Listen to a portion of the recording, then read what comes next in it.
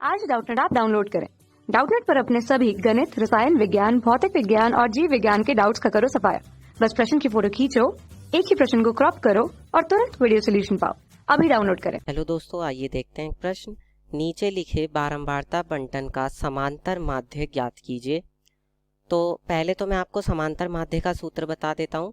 समांतर माध्य को हम x बार से प्रदर्शित करते हैं और इसका सूत्र हो जाता है सिग्मा f गुणा में x और बटे में सिग्मा f, जहाँ पर f क्या होती है आंकड़ों की बारंबारता, ठीक है, और x क्या होता है उनका आंकड़ों का जो वर्ग अंतराल दिया है उसका मध्य बिंदु, जिसको हम क्या भी कहते हैं, जिसको हम वर्ग चिन्ह भी कहते हैं, ठीक है।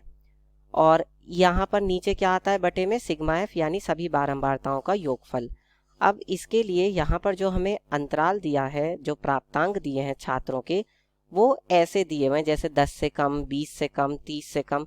तो सीधा सीधा अंतराल तो नहीं दिया इन्होंने हमें, यानी कि ये जो इन्होंने हमें बारंबारता दी है छात्रों की संख्या, ये एक तरह से इन्होंने हमें संचयी बारंबारता दी हुई है। कौन सी बारंबारता दी है? संचयी बारंबारता। तो इस संचयी बारंबारता से हम साधारण बारंबारता प्राप्त करेंगे। तो पहला जो अंतराल होगा वो क्या होगा? 10 से कम।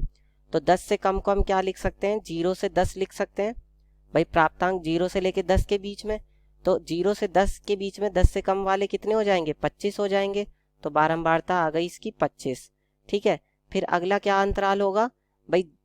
10 से कम यानी 0 से 10 वाले तो इसमें आ गए। 20 से कम यानी कि 10 से लेकर के 20 वाले अब इसमें होंगे। तो 10 से लेकर के 20 वाले 40 में से हम क्या घटा देंगे? 25 को घटा देंगे साधारण बारंबारता लिखने के लिए, क्योंकि ये तो संचयी बारंबारता दी हुई है। तो 40 में से 25 घटाएंगे तो कितना आ जाएगा? 15 आ जाएगा। फिर अगला अंतराल क्या होगा? 20 से 30 होगा। तो 20 से 30 वाले की बारंबारता कितनी होगी? इस 60 में से हम 40 घटा देंगे यानी कि 20 आ जाएगा।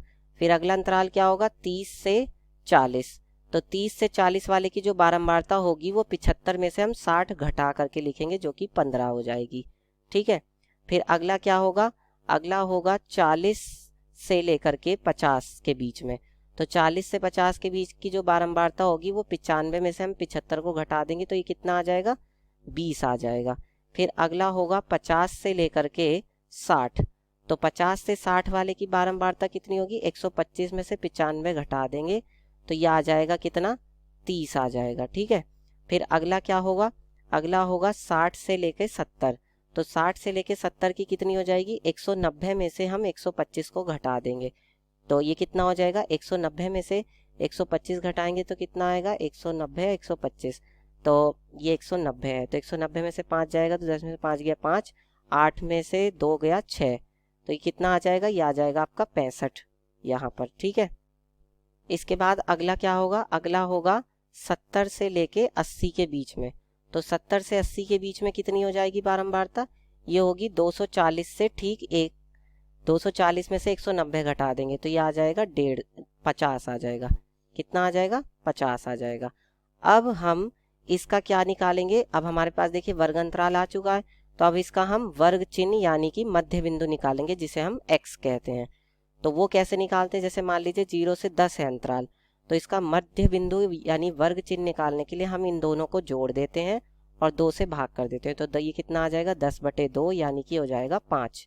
तो पहला मध्य बिंदु आ जाएगा 5। अब क्योंकि सभी में 10-10 का अंतराल है तो इसमें हम 10 जोड़ते चले जाएंगे। तो 5 में 10 जोड़ेंगे तो 15, 15 में 10 जोड़ेंगे तो 25, 25 में 10 जोड़ेंगे तो 35, 35 में 10 जोड़ेंगे तो 45, 45 में 10 जोड़ेंगे तो 55, 55 में 10 जोड़ देंगे तो 65, 65 में 10 जोड़ देंगे तो 75 आ जाएगा। अब इसके बाद हम क्या निकालेंगे? f गुणा x यानी बारंबारता और वर्ग चिन्ह की गुणा निकालेंगे। तो 25 पंजे कितना होता है? 125। फिर 15 15 कितना होता है? 225, ठीक है। फिर 25 दूनी कितना होता है? 50 यानी 500 हो जाएगा। फिर 15 की 35 में, तो 15 पंजे 75 का 5 हासिल लगा 7 और 15 तिया 45, 45 और 7 कितने हो गए? 52। फिर 45 दूनी 90 यानी 45 दूनी कितना हो गया? 90 यानी कि 900। फिर 3 पंजे 15 का 5 हासिल लगा कितना? 3 पंजे 15 का 5 हासिल लगा 1 और 3 पंजे 15 और 1 16, ठीक है। और एक जीरो आ जाएगी 1650। फिर 65 की 65 में यानी कि 65 का स्क्वायर, तो ये आ जाएगा आपका 4225, ठीक है। फिर उसके बाद 75 की 5 में गुणा होगी, तो ये कितना आ जाएगा, 75 की गुणा करनी है हमें 50 में, तो ये आ जाएगा 3750। ये कितना आ जाएगा 3750। अब हमें माध्य निकालने के लिए सिग्मा एफ एक्स चाहिए। सिग्मा एफ एक्स का मतलब इन सबको हमें जोड़ना पड़ेगा और सभी बारंबारताओं का योगफल कितना आएगा, जो कि संचयी बारंबारता थी सबसे आखिरी वाली, वो कितनी थी 240 थी। यानी कि जो हमारी साधारण सभी बारंबारताओं का योगफल आएगा ये हमारा यहाँ पर कितना आ जाएगा, ये हमारा यहाँ पर आएगा 240 सिग्मा एफ का मान। अब हमें बस सिग्मा एफ एक्स निकालना है सभी को जोड़ के, तो इन सबको जोड़कर हमारा आ जाएगा 11900। अब हम अपना समांतर माध्य निकाल देंगे, तो हमारा समांतर माध्य कितना हो जाएगा, जिसको हम एक्स बार कहते हैं।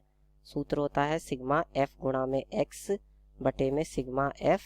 तो ये हमारा यहाँ से हो जाएगा, देखिए 11900 और बटे में सिग्मा एफ का मान कितना है 240 है, ठीक है। तो ये हमारा कितना हो जाएगा, जीरो से जीरो कट जाएगी और ये आ जाएगा हमारा 1190 बटे में 24। जब इसको भाग देंगे तो कितना आए, तो यहाँ से आपका समांतर माध्य एक्स बार का मान आ जाएगा 49.58 और ये आपका उत्तर होगा। इस तरह से हल करके बता देंगे। कक्षा 6वीं से 12वीं से लेकर नीट, IIT, JEE वो एडवांस के लेवल तक 1 करोड़ से ज्यादा छात्रों का भरोसा। आज ही डाउनलोड करें डाउटनेट ऐप या व्हाट्सएप करें अपने सारे डाउट्स 8400 400 400 पर।